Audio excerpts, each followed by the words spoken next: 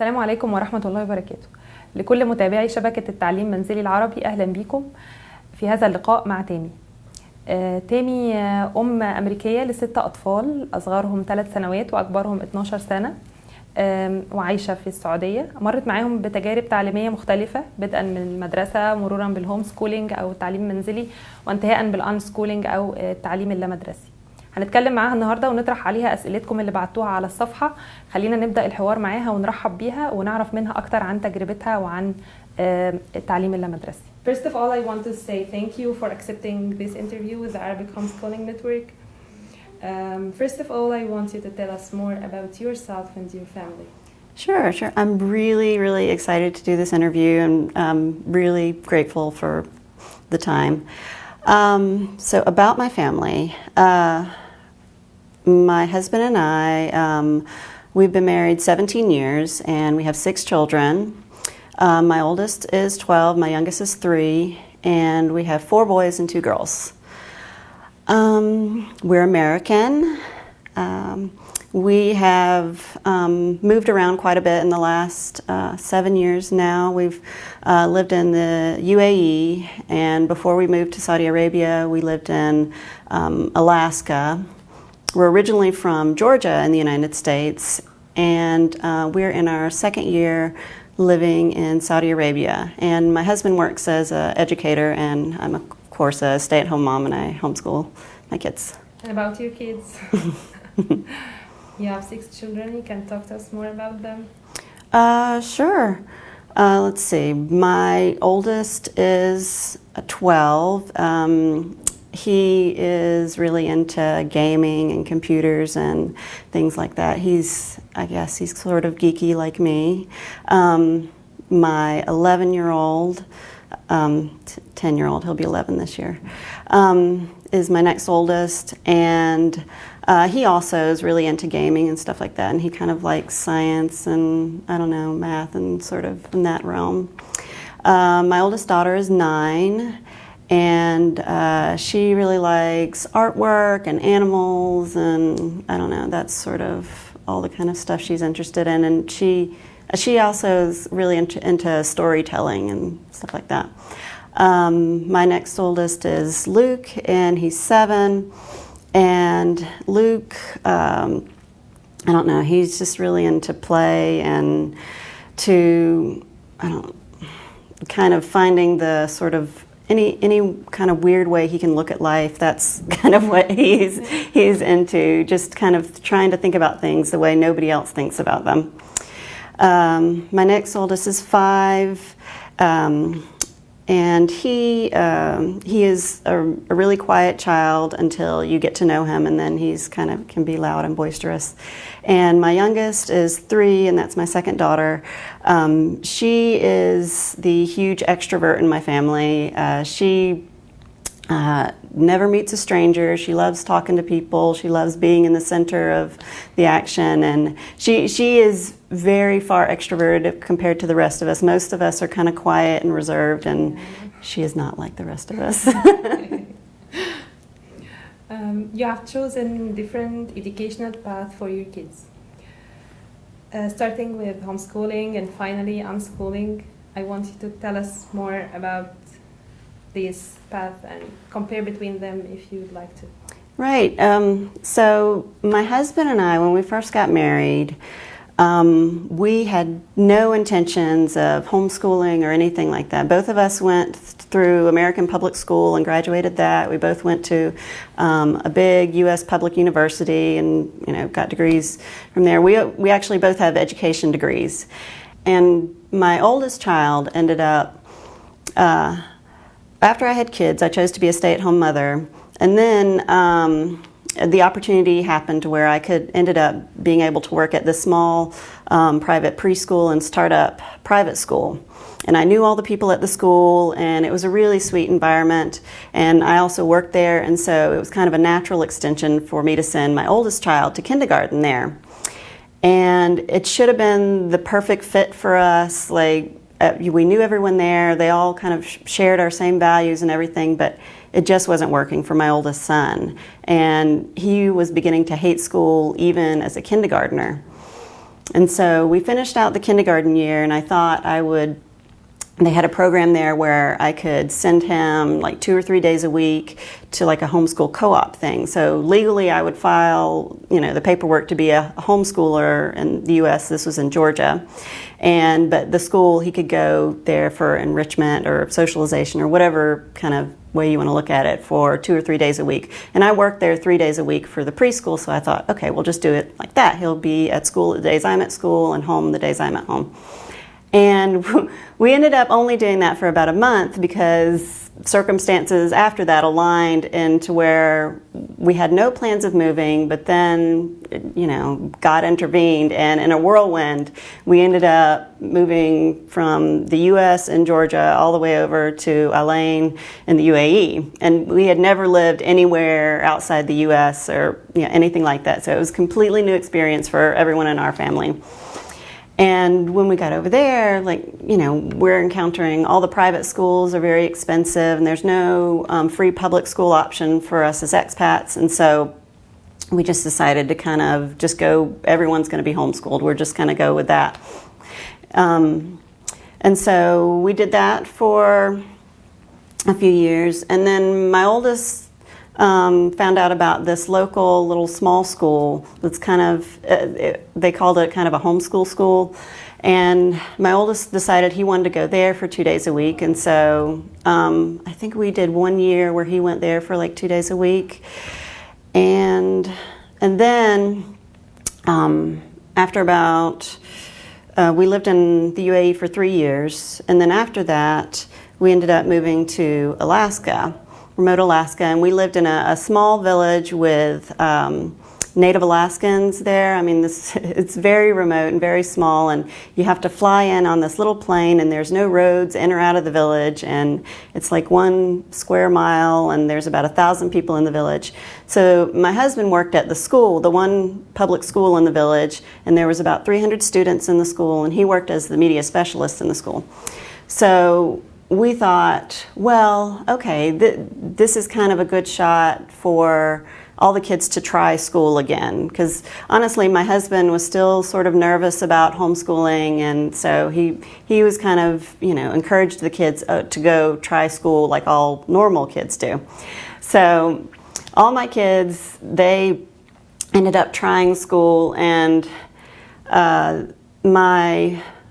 let's see, how old was he at the time? My 4-year-old, the school had just started this Montessori program, and so my 4-year-old went into that program, and he really enjoyed the Montessori program, so he stayed in that program for like 1.5 years. My other 2 were too young to start that program, and so they were just at home with me. And then my daughter, who I think was in first grade at the time, she went to one day of school in first grade and came home and said, no, I don't want to. And so we said, okay, you can be homeschooled. And then my next oldest son, he went to about 3 or 4 months of third grade and decided he didn't like it and wanted to come home. And my oldest did about half a year in 4th grade, I think it was, and decided that was enough. He didn't like it. So all my kids have, except for the very youngest ones, have tried school and decided it's not a good fit for them. So kind of 2 things were going on while we were in Alaska. Well, sort of in the tail end of our time in the UAE, and then when we got to Alaska. Like I was doing more research. When we first started really homeschooling, when we moved to the UAE, I had a curriculum. We used 5 in a row, and it's a literature-based unit, and basically kind of the whole family can do it together, and you read stories and you do different activities based on the stories, and it kind of sets out what you do over the course of a week. And so we started out doing that, and then I had some other resources that I pulled into for to add in some math and some science and different things like that. And so, I started out I had this beautiful schedule. The schedule looked great. It was wonderful, but it was just real life with a family. It was terrible. I had a terrible time sticking to the schedule, and it was always, a source of guilt for me of not sticking to the schedule, and the kids were doing this and it seemed like a nice thing, but on the schedule we're supposed to do this other thing. So I constantly had that kind of tension and struggle between what I thought homeschooling should be like and what the reality I was encountering in my day-to-day life, especially, you know, with lots of kids. And especially in the UAE, I added 2 more babies to our family in the time we were homeschooling, and, you know, my kids are all close in age. So when we moved there, my oldest was only 6. And so all of that normal family stuff and trying to add in this, you know, homeschool schedule was just really hard. And so eventually I came across families who were doing this thing called unschooling. And so it was kind of, I don't know, I remember the first time I encountered it, I thought to myself, you're crazy and that is not what I'm going to do. So much like homeschooling when I first encountered it. But then, you know, how you get little snippets of things in your life, and then over time they kind of stick in the back of your mind and you start thinking about them, and then you start going and reading about things. And I started to connect with other families that were unschooling and figuring out they're normal, they have everyday life, they really enjoy their time with their kids, they, you know, focus on things that I think are important, like family life and relationships. And then I started to find people who had grown children who were unschooling, and these children, you know, went on to college or have jobs and do entrepreneurship. I mean, they were living normal lives and going on to do all the things that we hope our children will do. So getting that kind of real life interaction for me made unschooling more palatable, seem more reasonable to me. And so I was kind of being pulled in sort of this unschooling direction, so along with my homeschool time, even starting in the UAE. But when we got to Alaska, my husband was like, let's get them all in school. And so I was like, okay, they can try school. But I was like, for the ones we have at home, I want to unschool them. So if they want to go to school, that's fine. If they're going to be home, then I want to unschool them. And so we kind of had that conversation and agreement. And so this is kind of where we want to go with this. And eventually all my children chose to be at home, and now all my children are unschooled. You know, for small children, they need some basic skills like reading, like writing, these skills. So to help them so they can learn anything they want after that. What do you think about that? If your kids are not passionate about this, how are you dealing with this issue? Well, from an unschooling perspective, I take the view that everything a child or any person needs to know to live life, they will get through living life. So if they live in a print-rich, in a reading-rich environment, then they will naturally pick up reading.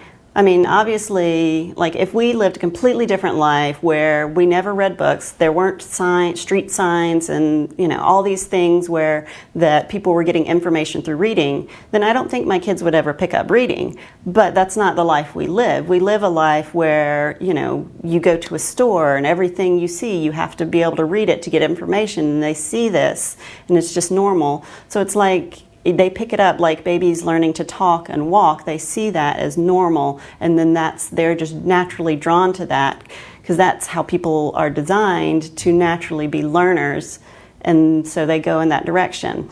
I think the thing that a lot of parents get nervous about is that it may not happen on the timetable that a school tells us it's supposed to happen. So you think your child reaches 5 and is not reading, and the world's going to explode, they're never going to learn to read, and, you know, they're just going to be destitute for the rest of their life. But for me, that was a big part of, like, with unschooling, with meeting other parents and connecting with other parents and reading all these different stories of, well, in an environment where you don't make a child sit down and we're going to do a reading lesson every day, how do they learn to read? When do they learn to read? And what I discovered is the range of normal is a lot wider than we think it is. Like, the world is not going to explode if your child does not learn to read at 5. And the other thing that I found out when I was researching about unschooling and just learning to read in general, is that not everybody agrees. Even people who say, you should sit down and teach your child to read, not everybody agrees on what age that should be. For example, in Finland, they don't even begin to start teaching reading until age 7, and it's still very, very play-based. But in America, if a child wasn't reading by 7, they would say something's wrong with that child. We need to have an intervention. They need, special reading practice and lessons. Something's wrong. But in Finland, that's treated as normal. But the thing about Finland, I wouldn't even bring it up, except that when Finland, and compared to international standardized test scores, Finland blows America out of the water. They have phenomenal test scores. They have all the results that America would like to have for academics, but yet they don't do things like homework. They delay academic instruction a whole lot, and it's a lot more play-based, and it's a lot more exploratory-based. And that's even just from, they still believe, in children that need lessons and stuff like that, but it's still a ways away from the typical message we get about you have to sit children down and do these lessons for them to be able to learn. And so even if you take that approach, you're still being a lot more gentle and leaves a lot more room for a relationship approach. And the important thing about emphasis on relationship is that all the studies that look at adults, and the longitudinal studies that talk about life satisfaction as adults, it doesn't have to do with what degrees you get, what academic knowledge you get. It all goes back to your relationships with people in the present and your relationships with your parents and your siblings growing up. It's all about relationships. When the children grow up, they need to go to college or to work. So what's your advice for the homeschoolers' families about certification? So this question I've thought a lot more about since moving to this part of the world. In the U.S., homeschooling has become a lot more accepted, and so there's a lot more avenues for alternative education, certification, sort of to grow up out of the system and then enter the system, when you're college age or something like that. It's a lot easier to do as an American or somebody living in America. So I can't speak in general terms, it depends on what country you're from and what alternative education avenues there are there. But a good way I like to think about it is that if you are an adult and looking to go back to school, what do you do? What do you do to get your certificate? What do you do to gain knowledge and to gain certification and a diploma, a degree? How do you go about doing that? And so if you think of it from an adult perspective, what you would do, and then you just think, okay, so my teenager does that. So my teenager goes through that same alternative education pathway. And a lot of times that's kind of where a lot of the homeschoolers in the U.S. have sort of circumvented the traditional system that says, okay, you have to take all these credits in high school and you have to do all these high school classes to get this degree, and this. When you're in school, they tell you there's this one step-by-step process, and that's how you become a successful adult. Well, what a lot of homeschoolers have figured out is that there are a lot of different pathways, and it works better if you follow something you're passionate about and not just, worry about following the pre-subscribed steps that everyone says you have to.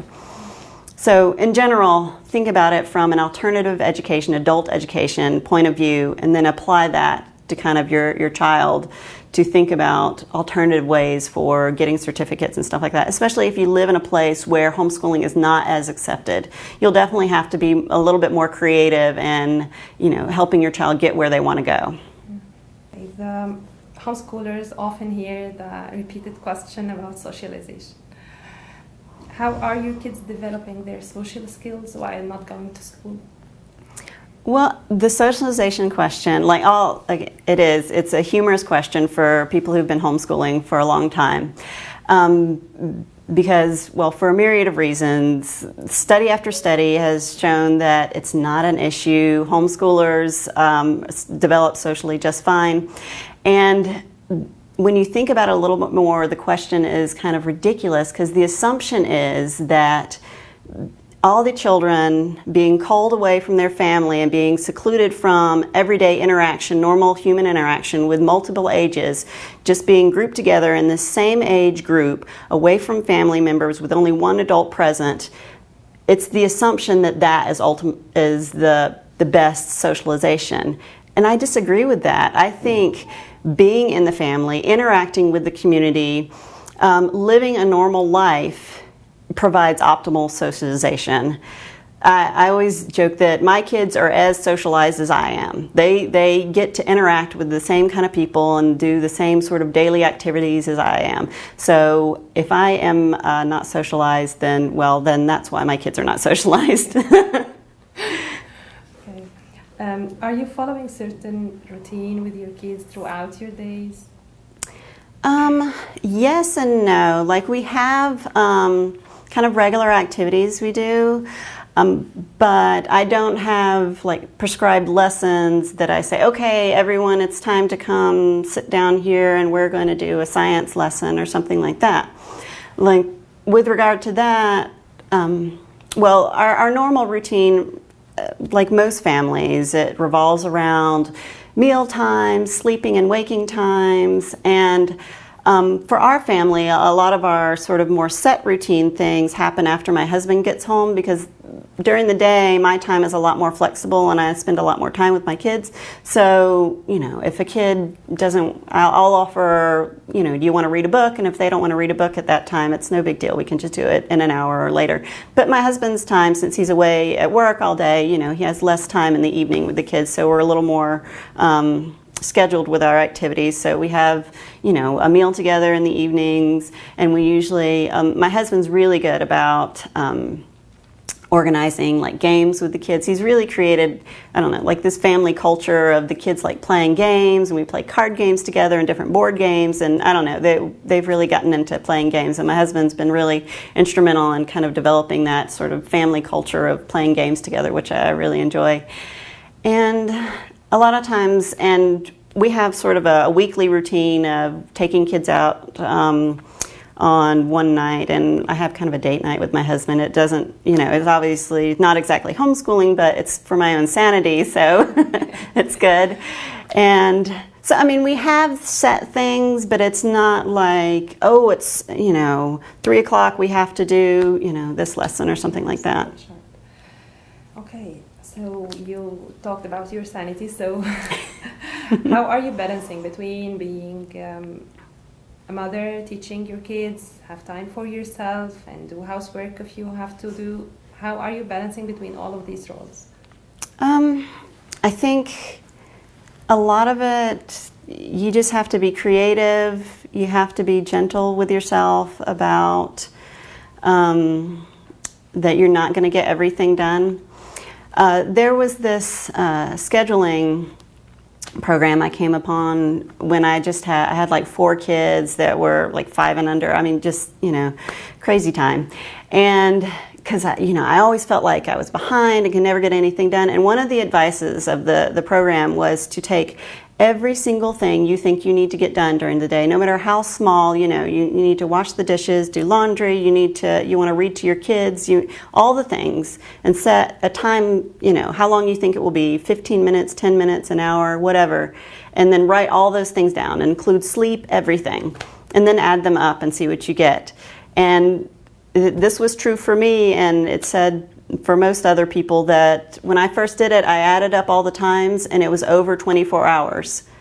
So all the things I thought I was supposed to get done in a day added up to more than 24 hours in a day. So what that means to me, and I still try to keep that in mind, is that I have to be realistic about what I can accomplish in a day, and that I can't just say, ooh, this is good, I should do that, ooh, this is good, I should do that, and think that my life is going to be good by trying to add all that in. I think it's really important to allow yourself and your children, just downtime and time to just sort of relax. And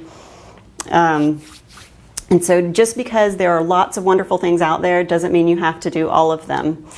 And let's see, with regard to like logistics and running a household and stuff like that, I think simplifying really, really helps. So like here in Saudi Arabia, my husband has hired somebody to help me, which is really nice. But when we lived in remote Alaska, you know, we didn't have any hired help, and it was just our family doing our thing. So one of the things that helped me during that time was to really simplify our life and minimize the amount of stuff we had.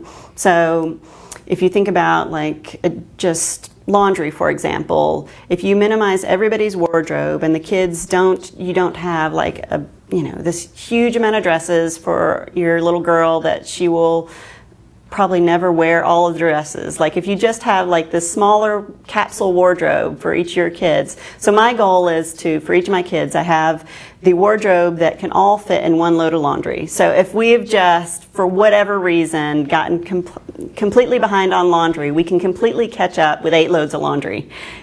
So like less stuff means less work cleaning the stuff. Or like with dishes, we had 1 dish set per person. So you just rinse and reuse it throughout the day.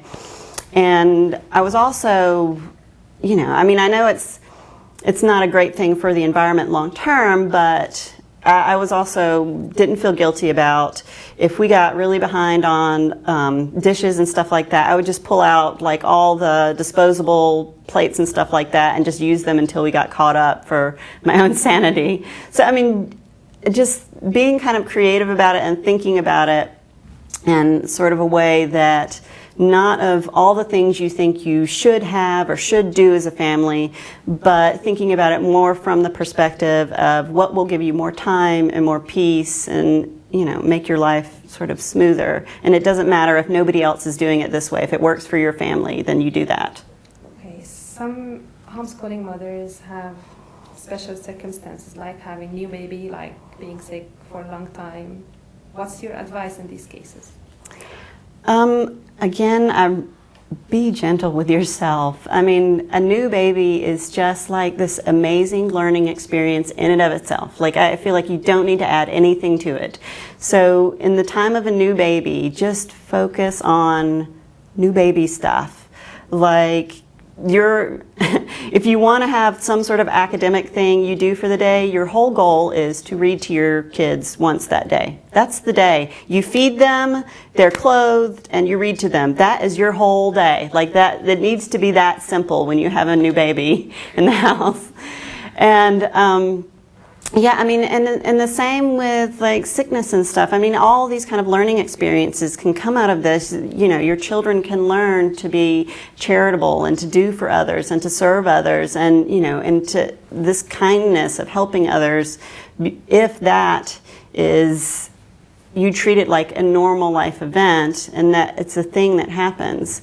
Yeah, I hear homeschoolers talk about, like, they're worried about, like, if they're going through a time where maybe they have like a grandparent who's sick or something like that, and they're worried about it disrupting their homeschooling. And I'm like, no, that is the learning experience, helping that person, being with that person, developing that relationship. That is the learning experience. So real life is important, and they're learning from it. Also in the same thing, how you deal with depression time and boring time for you or for your kids when you are passing by? Yeah, so I think for me, I would say there's a difference between the dealing with boredom and dealing with depression. So I guess I'll deal with the boredom thing, because boredom for me, I think it is kind of, when I talk to my kids about it, I say that I kind of tell them that it's an exciting time because your best ideas come from that edge, that boredom, being on the kind of edge of boredom and just not knowing what to do. Like, if you give yourself that space of boredom to kind of think about, and sort of meditate on, what do I want to do with myself right now? What can I do to enrich my life or like to give yourself the sort of meditative space to really think in that boredom rather than just trying to constantly fill it and push it away, I think is a good thing. And so I think allowing your kids to be bored and not constantly, you know, when they're bored, I know they kind of, a lot of the thought is they get into stuff, and that's kind of true, because I mean, that for them, that is a great idea. Like, it looks really cool to dump out all of the, you know, toiletries in the shower and all that stuff. Like, for them, they're doing a science experiment, and I know that's not what we want them to do, but they are learning and doing stuff through them. So I think as a mother, for dealing with boredom and kind of that way, I do take the approach to kind of manage your home environment. Like, I don't like to manage my children, like set them down and what they're going to learn, but I do take the approach to manage your home environment. So you think about the things you bring into your home and the opportunities in your home for kids to do stuff. And so, like, I have a space where kids can do artwork, or a space, you know, where they can play with little action figures and stuff like that. So, and books and all kinds of things. So there's lots of opportunities of stuff to do around the house. And if a kid comes to me, sometimes I will suggest, or you could do this, or I'm doing this, and you could help me with this. But mostly, I try to leave it to them to kind of sort it out themselves, what to do with their time. Because that is I think the hardest skill of a self-motivated learner is to think of, with nobody telling you what to do, what are you going to do? And I think that skill is actually a hard skill for women who have been working, who choose to come home. Now nobody's telling you what to do. You have to decide what to do with your time, when to do it. You have these sort of deadlines in your head to meet, but nobody is telling you exactly which day these deadlines need to be met, or how you're going to do them, or how you're going to get it all done. So this sort of self-reflective skill of figuring out what am I going to do with my time, I think is really valuable, and something we need to cultivate in our children by giving them the space to figure it out on their own. With regard to depression, honestly, one of the reasons we moved away from Alaska is because I had a hard time with seasonal depression there, because in the winter there's not as much sunlight, and so it was more difficult for me. So I started, a lot of things you can do is to kind of think of self-care and kind of make that a priority.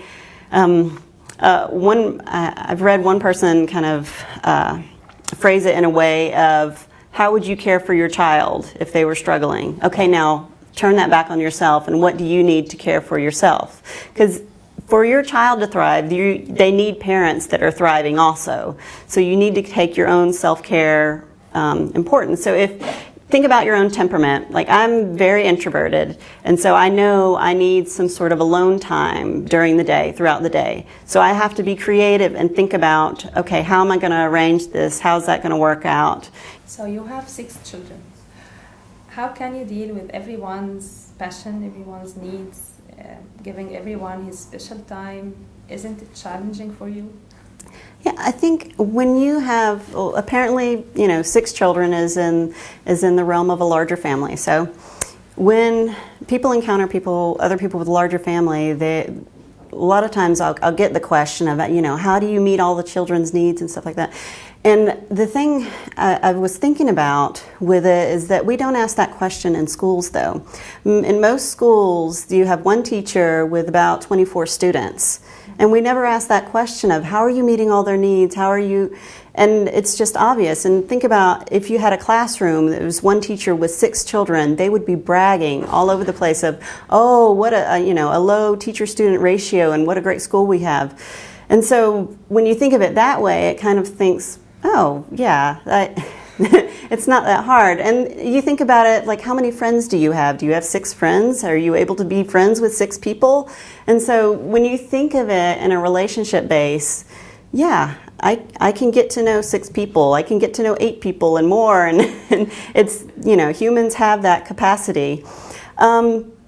from a logistic standpoint, I do, in my personal kind of routine throughout the day, I do try to kind of do sort of a mental checklist and go through and check in with each child and just have a chat with them throughout the day to kind of make sure I check in with each child and sort of, just always sort of have a mental checklist of, oh, this child's into this right now. Maybe I want to pick up this supply or something that they might be interested in, or this book that might sort of, they're interested in horses now, and I come across a book on horses, so I'll pick that up for them. So, I mean, there is this kind of mental checklist that you have going on, but I think the idea that a mother, a human, doesn't have the capacity to have a relationship with 6 people at one time is kind of it's kind of faulty logic. Just being responsible for them, this is the point. Yeah, you definitely have a different mindset with that, and I've definitely learned over the years that different activities suit us better than other activities. Especially like with my young one who is friends with everyone, she will wander off. So I'm cautious about the activities I'm involved in. If I know I need to take her with me and focus on her, then if it's an activity that's really kind of geared towards my older ones, I might try to find somebody to watch that child when I take my older children, or vice versa if I don't think my older children will be interested in it. But again, it's thinking about your life, being realistic about that, this activity where somebody with one child is going to be super simple. With me, with 6 children going to it, it's just not suited for us. We do different things, and that's okay. There's nothing wrong with doing, having a different life, that one child does not have playmates that live with them, but they get to do different things that we can't do. It's just different. One's not better than the other. You have to be real about what your life is and work within what your life is like. Are there any indirect ways you try to attract your kids to certain subject you want them to learn, or you leave the whole thing for their just passion?